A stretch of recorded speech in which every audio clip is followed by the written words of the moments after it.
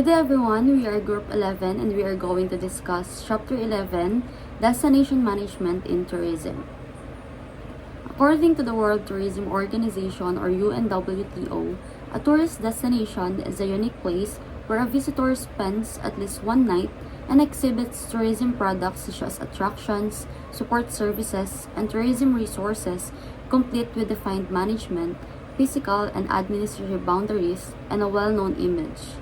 It is not just a physical place or attraction, but rather it is a complex system that incorporates different components in order for it to provide a holistic experience for visitors. Additionally, tourist destinations are a well-defined and planned area created to give visitors an immersive and unforgettable experience by combining services, attractions, the natural beauty, and effective administration. Destination management is all activities of national organizations in order to discover resources of a geographical region, town, borough, or a village in the name of tourism, together with developing brand creation with image and ensuring sustainability. Destination management aims to serve many organizations with the same common purpose in a tourist region for inviting more tourists and enhancing tourism in a particular destination. The destination should offer an unforgettable experience to the tourist in terms of accommodation, facilities, attractions, and food, and thus increasing the tourist influx and generating income to the region. It refers to the effort of local organizations to identify, develop, and manage tourism potential of a specific area such as towns and regions.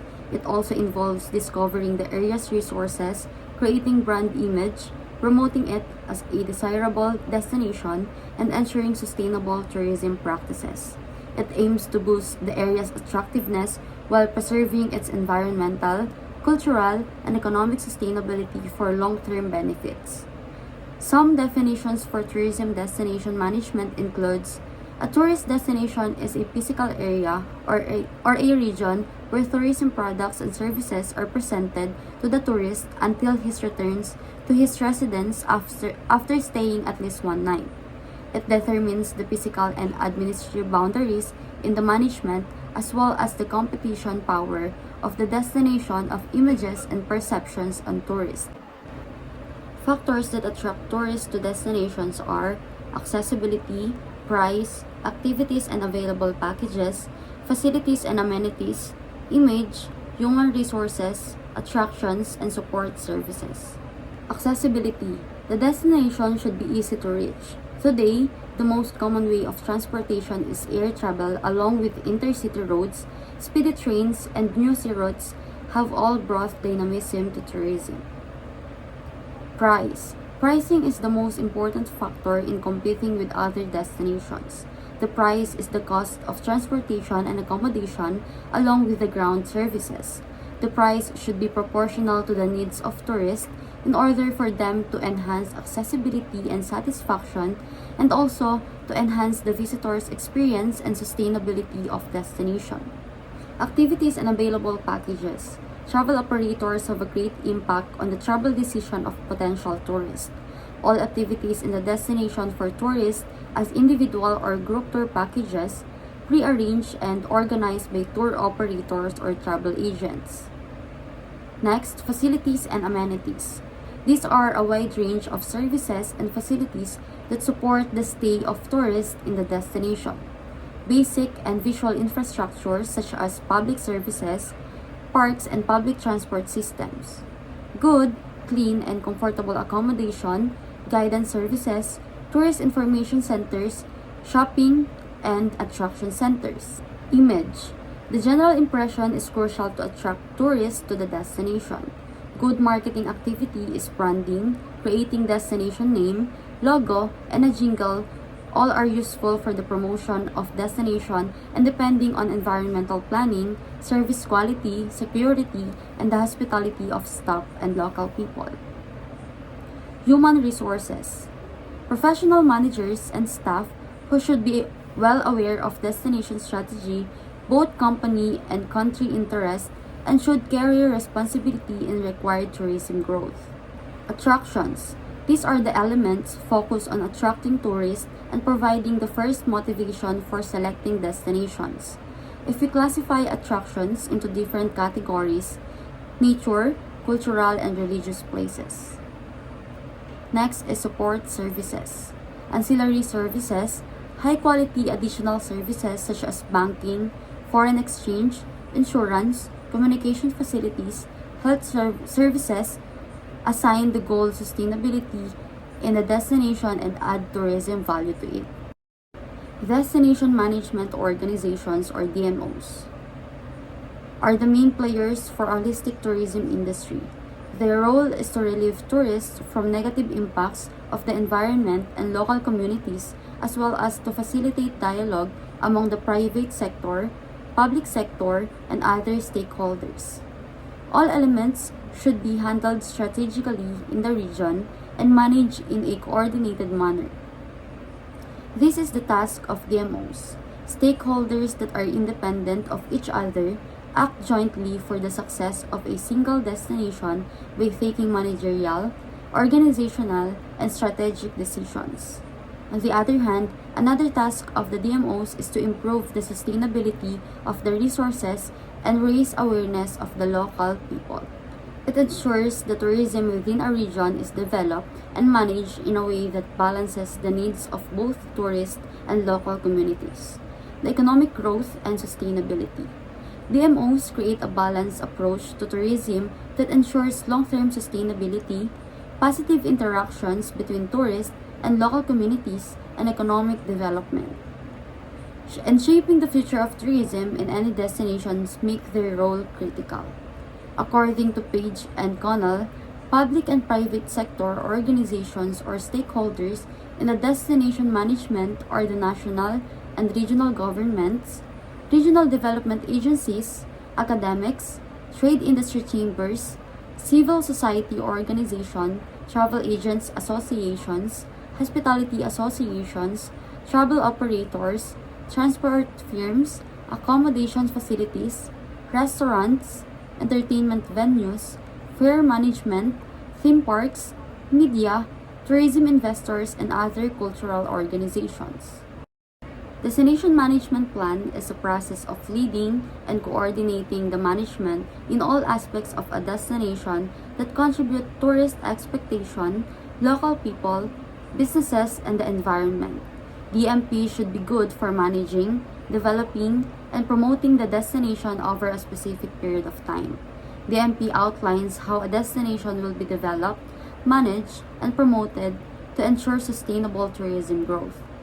It aims to enhance the visitor's experience and maintain the quality of life for local residents. A well-developed DMP can help ensure the long-term viability and potential of an attraction or destination while improving its appeal and ensuring it provides the needs of both visitors and the locals. The process must be accurately and clearly stated in the action plan since it is the key component and commitment for all tourism stakeholders in a destination. DMP should be set minimum for a period of 5 years, identify what the real needs and priorities are so that financial and human resources can be used most effectively. It should properly identify stakeholders' responsibilities. It is essential that stakeholders work together in doing so achieve a better use and management of destination resources. Develop a common strategy for all stakeholders. Promote whole range of activities and facilities aimed at strengthening the quality of the destination. Organize and integrate all regional, public, and private sectors, even voluntary sectors. Negotiate on all points around the table in details. Develop products that will make the region a brand and to produce publicity projects. Presenting the destination management plan to the public state after regional approval. Well-implemented plan would get more support and funds from the government. The approved management plan should be supported by the public and private sector stakeholders unconditionally. The approved management plan should be supported by the public and private sector, all stakeholders, individuals, and the plan must be strictly followed. is Daniela Ignacio, and today I will be discussing first is Destination Management Company or DMC. Globalization of the world has dramatically changed the travel business over the last decades. Travel companies with an extensive knowledge of the destination have expanded their activities and become specialized in ground service operators. Thus, destination management companies or DMC has emerged.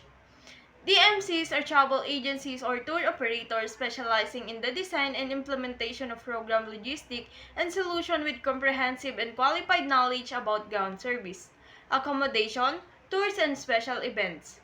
Destination management companies or DMCs, they are like travel experts who have everything about a specific place, like a city or a country.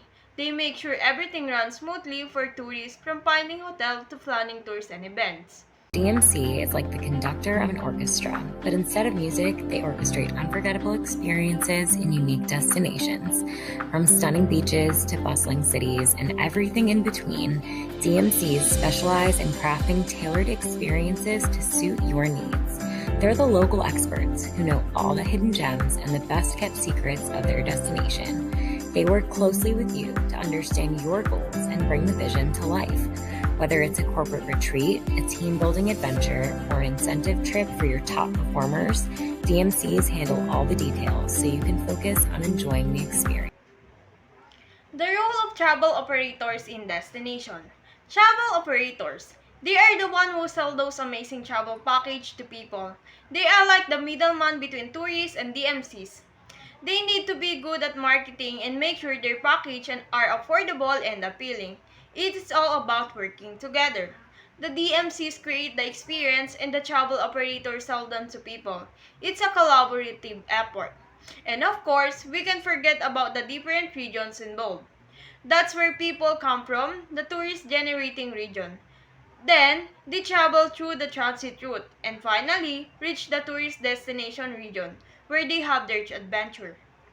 Okay, let's break down the world of tourism. It's all about understanding where people travel from, how they get there, and why they choose a particular destination. First, we have the tourist generating region. This is where travelers originate their home base. What motivates them to travel? Well, it's a combination of factors. Economic determinants. How much money they have, their income, and the cost of travel. Social determinants. Their culture, their interests, and their desire of new experiences. Political determinants. The stability of their country, government, policies, and safety concern. These factors all play a role in determining how many people from a particular region will travel. Next, we have the transit route. This is not just about the journey to reach a destination. It includes any stop or points of interest along the way. Think of it as its path that links of tourist generating region to the tourist destination region.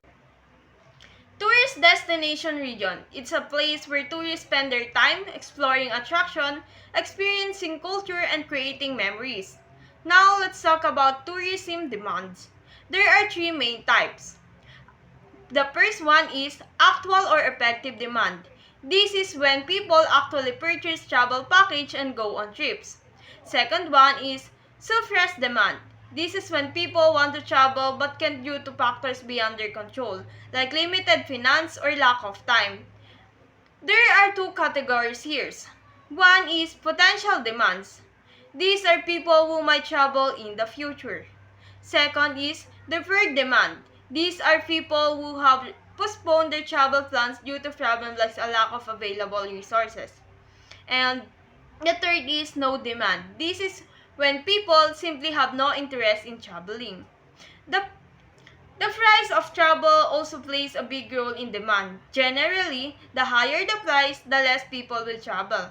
But there's a point where the price is low that people are more likely to travel, even if they were not planning to before. This is actually called elasticity of demand. Demand is a complex thing. It's influenced by many factors, including money, culture, and even how much people want to travel.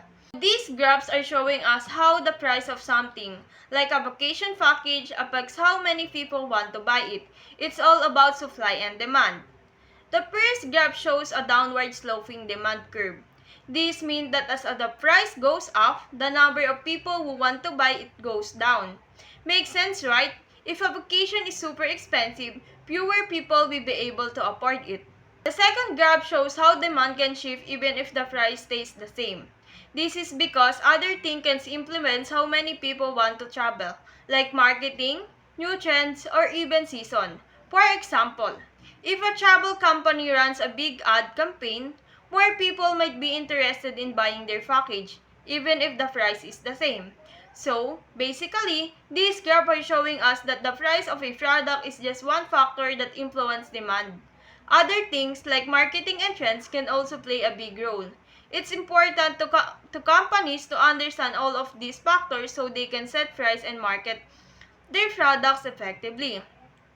Okay, so we are talking about what makes people want to travel, right? It is not just about the price of a trip but also about a bunch of other factors. We are talking about what makes people want to travel.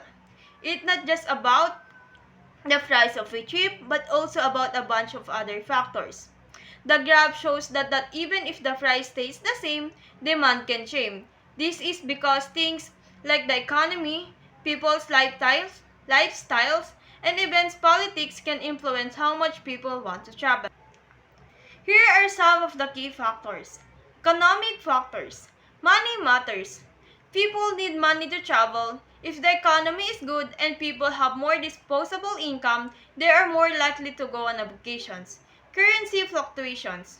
When the value of a country's currency changes, it can affect how much people can afford to spend on travel. Income inequality. The gap between rich and poor countries can affect tourism. Wealthier countries tend to have more travelers.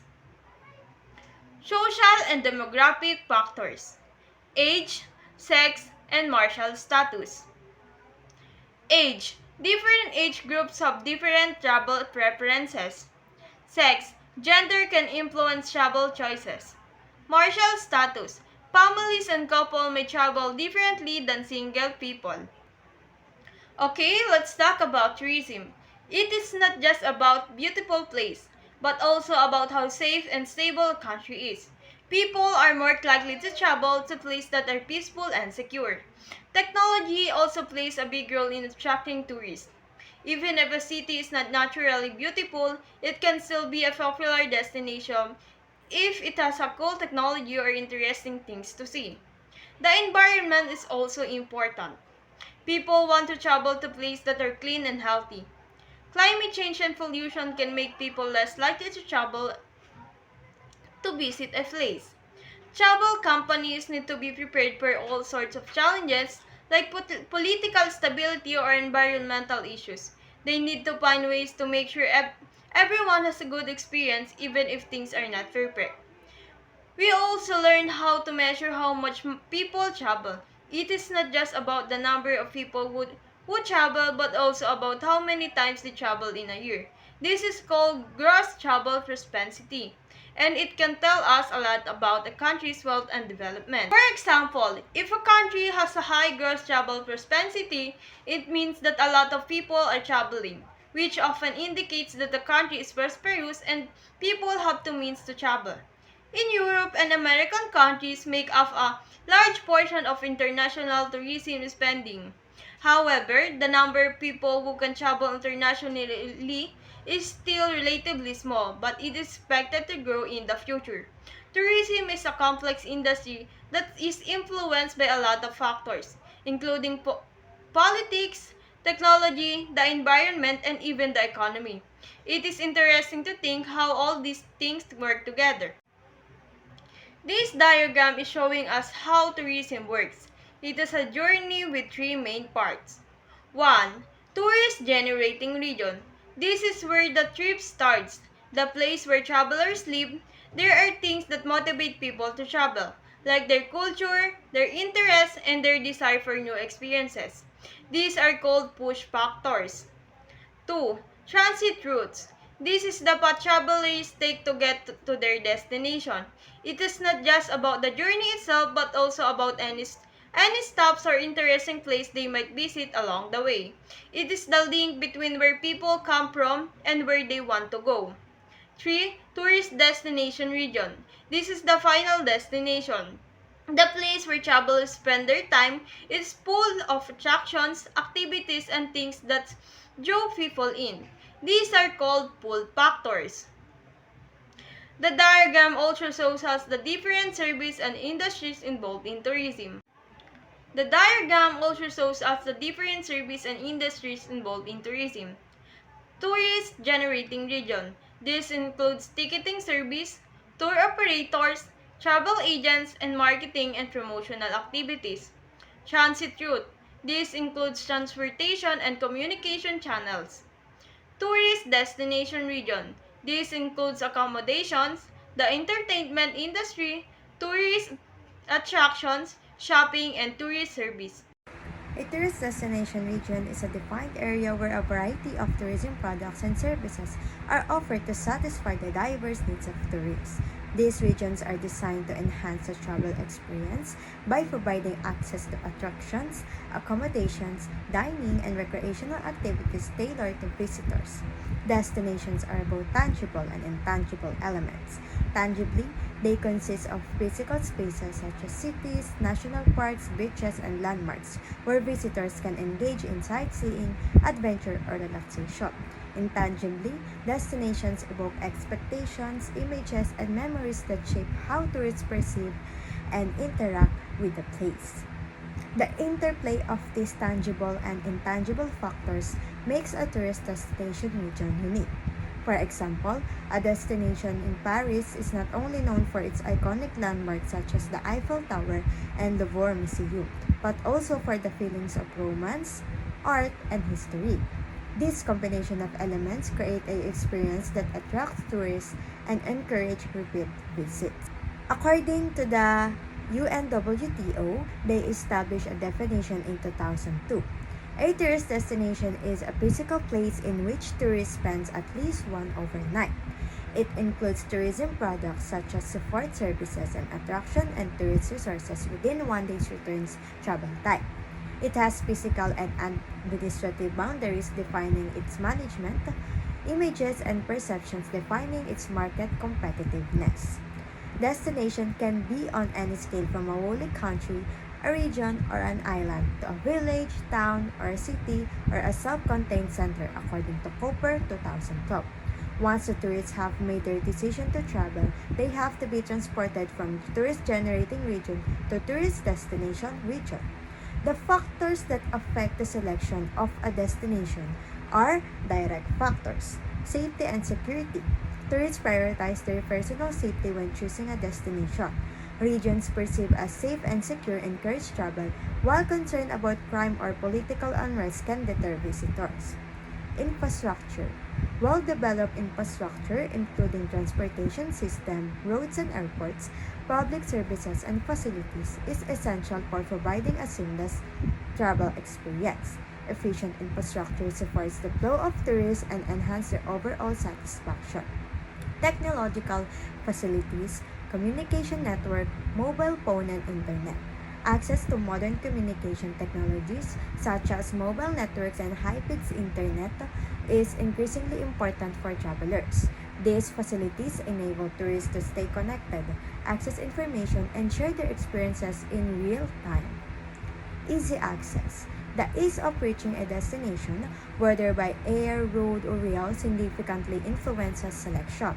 Destinations that are easily accessible often see higher tourist traffic, as convenience is a key factor for many travelers. Touristic facilities. The availability and quality of tourist facilities such as restaurant, attractions, and entertainment options plays a vital role in destination appeal. These facilities should meet diverse tourist needs and preferences. Environmental aspects. Natural beauty, cleanliness, and sustainable practices can enhance a destination's attractiveness. Tourists are increasingly aware of environmental issues and prefer destinations that promote ecological sustainability. Political stability. Effective laws and regulations, a stable political environment with clear laws and regulations reassures tourists, making confidence in their choice of destination. The location structure and cleanliness. The geographical location and the cleanliness of the area are crucial for creating a positive impression. Clean and well-maintained environments enhance the overall travel experience. Accommodation facility. The availability of diverse accommodation options from luxury hotels to budget hostels influence tourist decision. Quality and comfort in lodging are essential for a satisfactory stay. Correct and proper guidance by travel operators or DAMCs. Well-informed and professional travel operators or destination management companies can significantly impact tourist experiences. Effective guidance ensures that visitors make the most of their time and resources. The hospitable staff and local people. The friendliness and hospitality of local residents and service staff can greatly enhance a tourist experience, making them feel welcome and valued. Diversity of attractions. A wide range of attractions, cultural, historical, and natural and recreational, enriches the travel experience and caters to various interests, encouraging more visitors. Shopping malls and other shopping facilities. Access to shopping malls and local markets offers tourists opportunities to engage with the local culture, purchase souvenirs, and enjoy leisure activities, further enhancing their stay. And now, here are the graph for the tourist generating region. Tourist generating region, this is the focal point where tourists engage with the local environment, and it includes consumers, business motivation and culture, options and preferences, laws and regulation. These govern tourism practices ensuring sustainability and safety. Tourism media. Media influences public perceptions and marketing of destination that includes TV and radio, video, travel publications, communication systems, and internet. Transportation sector, essential for facilitating travel to and from destination. It includes air transportation, marine transportation, ground transportation, and railway transportation. Travel distributors. These include agencies and online platforms that help packages and sell tourism products that includes tour operators, travel agencies, event and conference organizations, wholesalers, direct reservation systems, and computer reservation systems. World Tourism Organization. This body provides guidelines and support for global tourism practices, monitoring and control. This suggests a feedback loop where the impact of tourism are assessed that includes regulatory authorities, state organizations such as health, customs, and international passenger service.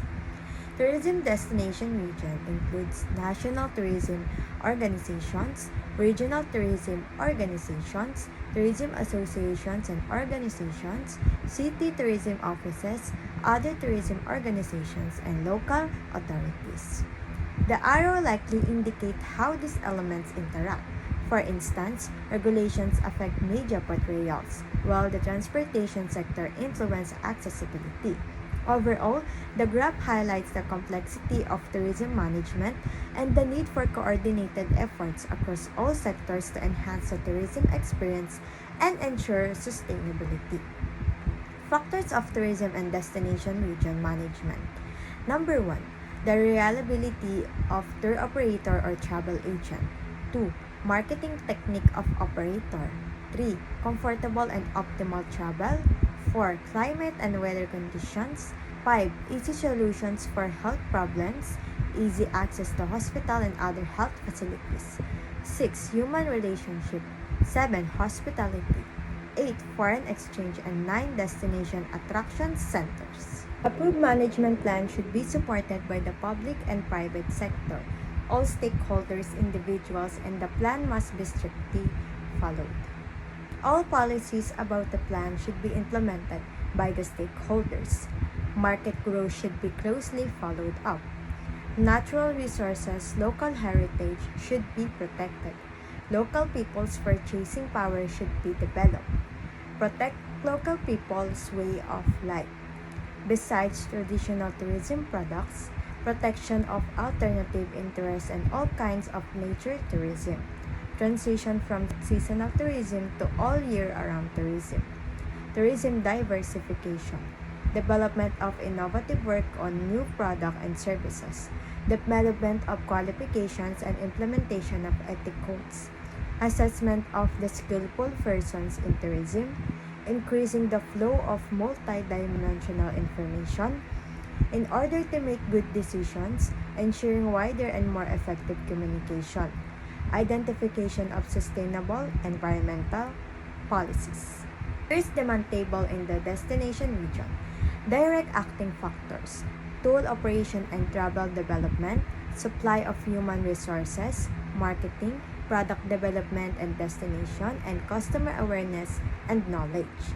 These factors are considered direct acting because they directly influence tourist demand and experiences within a destination. External factors: economic and financial factors, demographic structure, safety and security, infrastructure and facility investment, impact of environmental planning, political influences, laws and regulations, development in trade and technological innovation. Demand and destination. In order to increase the tourism demand in any destination, several steps should be followed.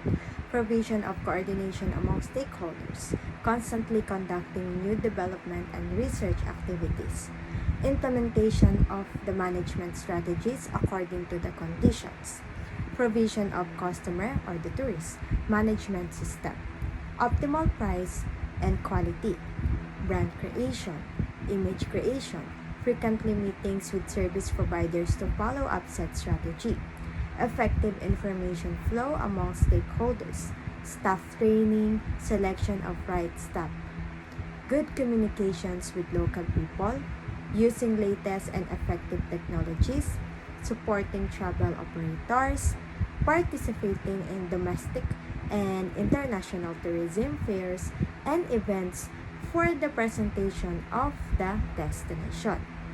Demand methods in tourist destinations. Whether it is public or private sector in the tourism industry, it is imperative to make forecasts for the future and compare it with the result at the end of certain periods, monthly or yearly. Choice of forecasting method basically comes down to two options: quantitative approaches and qualitative approaches. Quantitative forecasting relies heavily on numerical data and statistical methods to predict future outcomes. This approach is grounded in the belief that historical data can provide insights into future trends. In contrast, qualitative forecasting relies on subjective judgment, insights, and experience rather than the numerical data. This approach is particularly used in situations where historical data is limited or unavailable. The common ones approach in the quantitative approach are the Delphi technique. Delphi technique method. This structured communication technique involves multiple rounds of questioning among a panel of experts. After each round, a facilitator provides a summary of the responses, allowing participants to reconsider their views. The Delphi method seeks to achieve a consensus forecast based on a collective expert judgment. Destination marketing. Success depends on tourist satisfaction and loyalty. So, for the tourist measurements, followings are considered: numbers of tourists, the duration, money exchange, tourist profiles, and types. The aim is to collect information and for the purposes of a survey or statistical study. However, questionnaires do not always give accurate results. The reasons for this are: tourists move very quickly when they leave a country and do not show any meticulousness in statistical measurements. Because of the time constraints and the elderly and children who travel together with adults, they are in a hurry to fill the questionnaire. Most tourists do not want to talk to the authorities. Tourists do not want to linger around the airports, seaports, and other borders in and out of a country. They are distracted and disturbed by the crowd. Heritage refers to the legacy of physical artifacts and intangible attributes that a society inherits from previous generations. It is divided into two categories: natural heritage and cultural heritage. Natural heritage. The national heritage is the natural sites such as cultural landscape, national parks, protected physical, biological, or geological informations. Cultural heritage refers to the traditions, customs, monuments, artworks, and practices that are passed down through generations, reflecting the identity and history of a community or society. It is divided into two categories. Number one, the tangible cultural heritage, and number two, the intangible cultural heritage. Cultural heritage also encompasses in categories like movable cultural heritage, paintings, drawing, sculptures, coins, and manuscripts, photographs, documents, books, and other more. The importance of protecting cultural heritage. Cultural heritage is worthy being preserved and not just a set of cultural objects or tradition from the past. It is also the result of a selection process by the concerned bodies. Cultural heritage is more than just old objects or traditions. It is a living, dynamic part of who we are, and when we talk about preserving cultural heritage, we are acknowledging that it holds value not just because it's old, but because it shapes our identities and communities. The importance of it is that cultural heritage matters because it connects us to our history and it helps us to understand our present. It provides insight into the values, beliefs, and practices of our own ancestors. By preserving it, we honor their contributions and maintain a sense of continuity. It is also, cultural heritage is also about how traditions evolve over time. It's not just about keeping things the same, it's about adapting and integrating new influences while maintaining the core values. This makes cultural heritage a living entity that continues to grow and inspire the future generations. The preservation of cultural heritage isn't random. It involves a careful selection process by the expert, communities, and the cultural organizations. They decide what aspects of our culture are significant enough to preserve based on criteria like historical importance, uniqueness, and relevance to our current society. And that's what the UNESCO do, or the one that is also known as the United Nations Educational, Scientific, and the Cultural Organizations. UNESCO held a conference in Paris between October 17 and November 21, 1972, with the aim of establishing the consciousness of universal inheritance in communities and providing the necessary cooperation for the survival of destroyed cultural and natural values. Convention on the Protection of the World Cultural and Natural Heritage was adopted on November 16, 1972 as part of the 17th General Conference. In Turkey, same agreement was approved by UNESCO dated 14/04/1982 and with number 2658, then approved by the Council of Ministers of Turkey dated 23/05/1982 and with number 8000-4788 and published in the Official Gazette dated 14/02/1983 with number of 17,959. One of the most frequently recurring issues in protecting cultural heritage is the difficult relationship between the interests of individual and the community, the balance between private and public rights. So one of the biggest challenges in protecting the cultural heritage is balancing the individual and community interests. Individuals have the right to make decisions about their property, which can sometimes conflict with the community's desire to preserve the cultural site and practices. For instance, a person may want to renovate a historic building for personal use, while the community may want to maintain it for its historical significance.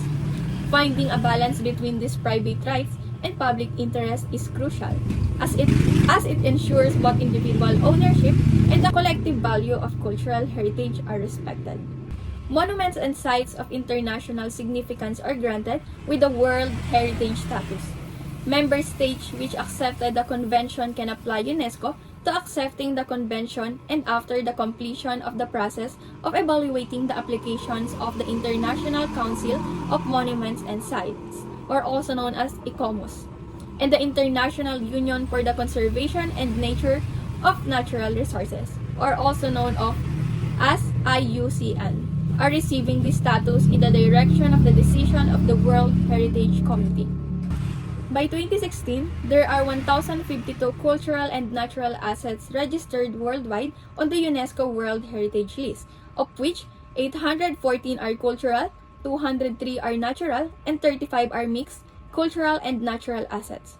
With the annual World Heritage Committee meetings with this number is increasing. And in Turkey, the study carried out under the responsibility of the General Directorate of Cultural Assets and Museum, up to now, the acquisition of 17 and our asset in the UNESCO World Heritage List has been provided. Finally, in the year 2017, the Aphrodisiasis archaeological site was also recognized as a cultural heritage. Cultural heritage in Turkey. Aphrodisias 2017, Archaeological Site of Ani 2016, Archaeological Site of Troy 1998, Bursa and Komalikisik, The Birth of the Ottoman Empire 2014, City of Safranbolu 1994, Diyarbakir Portraits of Hefsel Gardens Cultural Landscape 2015, Ephesus 2015, Great Mosque and Hospital of Debriji 1985, Hattusha, the Hittite Capital 1986, Historic Areas of Istanbul 1985, Nemrut Dagi 1987, Neolithic Site of Catalhoyuk 2012, Pergamon and its multi-layered cultural landscape 2014, Selimiye Mosque and its social complex 2011, Santos and Letun 1988, and the natural heritage in Turkey. The natural heritage in Turkey. Gorim National Park and the rock sites of Cappadocia 1985, Hierapolis, Pamukkale 1988. Most of these cultural heritage in Turkey are known by thousands of people and become a tourist destination, like the Aphrodisias, an ancient city or temple dedicated to Aphrodite, or the goddess of love, known for its marble sculpture and well-preserved ruins, including a theater and a temple. Aphrodisias is located in southwestern Turkey, in the fertile valley formed by the Morsinus River in the ancient region of Caria. This was a temple complex dedicated to Aphrodite and the Roman emperors. Then, there is also the Ephesus 2015, an ancient Greek city known for its grand structures, including the Temple of Artemis and the Library of Celsus. Ephesus was a major center of trade and culture, and to many more to what I have mentioned. These cultural heritage are all made of marbles, mud brick, stones, and limestones. These sites' material not only reflect the available resources of the region, but also the architectural styles and the cultural influences of the time. While the last two that I mentioned, the two natural heritage in Turkey, the Gorim National Park and the rock sites of Cappadocia, along with the Hierapolis, Pamukkale, have distinct characteristics that is set them apart from the other cultural heritage sites in Turkey. This site is renowned for its unique volcanic rock formations called the fiery chimneys, which are a result of erosion of a soft volcanic tuff. And this creates a surreal landscape that is unlike to any other in Turkey. The Gorim exemplifies the harmony between the natural landscapes and the human habitation, showcasing how people adapted to and utilized their environment, while Hierapolis is famous for its thermal spring and travertine terraces formed by mineral deposits. This natural phenomenon is a key feature, making it different from purely archaeological sites. Relations of cultural heritage and tourism. The contribution of cultural heritage to the development of tourism in any destination is indispensable. Culture and its manifestation contribute to the attractiveness of tourism and have a distinguishing superiority from a destination that is well advertised and marketed in the eyes of the tourist. The relationship between the development of tourism in a region and the heritage may be mutually beneficial or can be harmful. A very good equilibrium must be established between the protection of heritage and commercial interest. Over-commercialization in tourism can lead to irreversible and irreparable harm to the cultural heritage. Indeed, tourism is a great benefit in the economic development of a region. However, uncontrolled growth in tourism brings negative socio-cultural and environmental effects on host communities. Taking a decisive attitude towards tourism due to the negativities that may arise will ultimately cause undesirable effects for the stakeholders in the destinations. It is necessary to develop tourism in the region in the name of mutual benefit and coordination by all stakeholders and at the same time, protection of cultural and natural heritage. Tourism is not always a golden egg laid by chicken, but the nest boxes get really dirty when chickens use them. The positive and negative effects of tourism in the destination are outlined below. The positive effects are increases local revenue, creates labor, investment grows, life standard increase, taxes related to tourism investments are increasing, it develops in transportation systems and road constructions, and infrastructure develops. Overall, tourism positively impacts local economies by increasing revenue, creating jobs, and fostering investment. This growth leads to the improved living standard, higher tax revenues, and enhanced infrastructure benefiting the entire community. While on the other side, it will also have negative effects, which are the land and property values rise, retail and service prices increase, cost of living increase, infrastructure tax increase, employment is generally seasonal, workers get low rates, regional and cultural harm, rent increase, some parts of the society get poorer. While tourism can bring economic benefits, it also has significant negative effects. These include rising property values and living costs, higher retail prices, and increased taxes. Employment is often seasonal and poorly paid, contributing to financial instability for workers. Additionally, tourism can harm local culture and exacerbate socioeconomic disparities, leaving some community members struggling with their own other profit. And as you can see above, the tourism harms as much as benefits to the destination. One of the main disadvantages, which are not included above, that the tourism is general benefiting external brand businesses and qualified labor, but local people gets minimized amount from the tourism income. As a result, the social and cultural effects of the tourism to the region cannot always be clearly defined. Measurement is very difficult and is often tied to the value judgment of concerned people and institutions. Santorini, an arid and volcanic Greek island, has become a well-known destination in the world with a very accurate marketing and promotional work. Before Santorini Island became a center of tourism attraction, young people had left the island to find work and feed them in the mainland of Greece. But when the island became tourist popular and brought in economic wealth, those youngsters returned the island. The examples above are proof of how successful the destination management is. Apart from all the negative effects mentioned above, it is observed that the cultural heritage, tourism values, and the environment are damaged much, especially in destinations where mass tourism is high.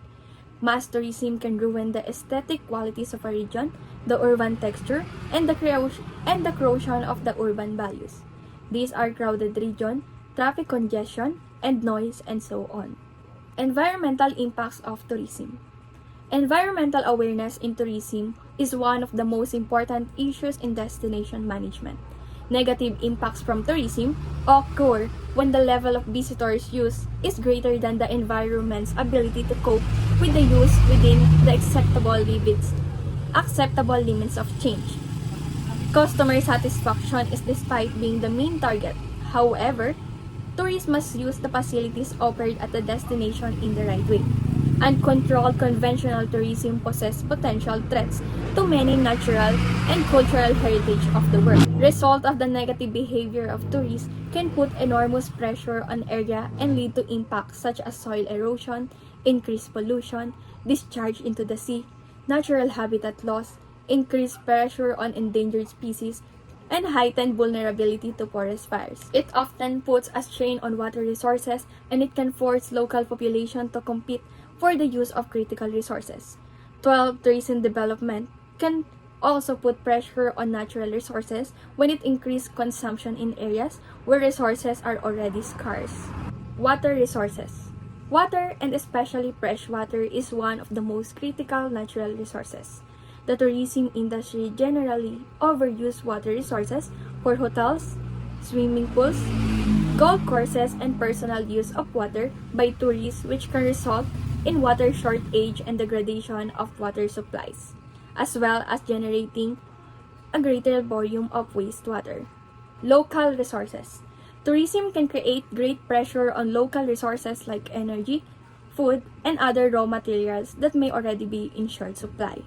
greater extraction and transport of those resources exacerbates the physical impacts associated with their exploitation.